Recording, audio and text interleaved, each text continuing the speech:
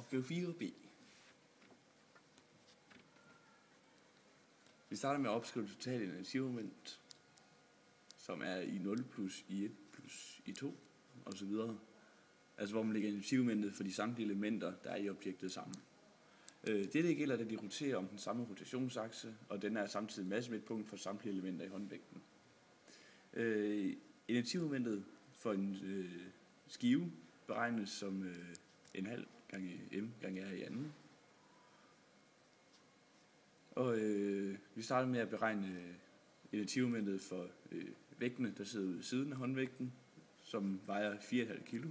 Så det bliver en halv gange 4,5 kilo gange 0,75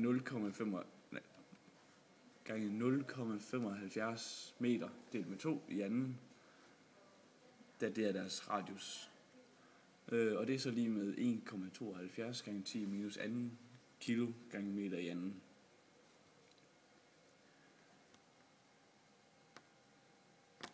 Og da vi har to skiver, kan vi blot gange denne værdi med 2.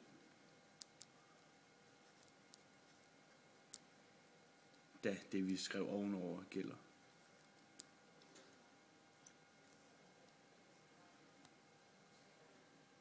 Og det er så 3,45 gange 10 minus anden kilo gange meter i anden. Vi vil beregne energimomentet for stangen.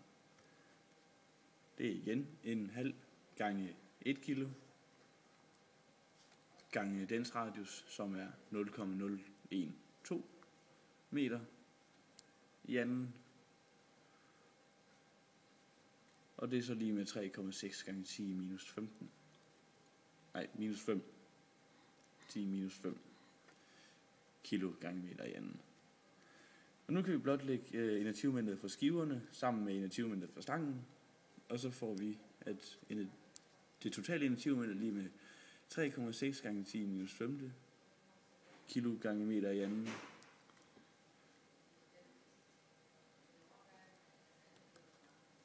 Plus 3,45 gange 10 minus anden kilo gange meter i anden.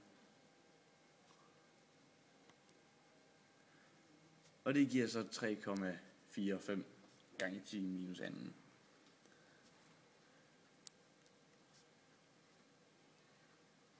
Kilo gange meter i anden.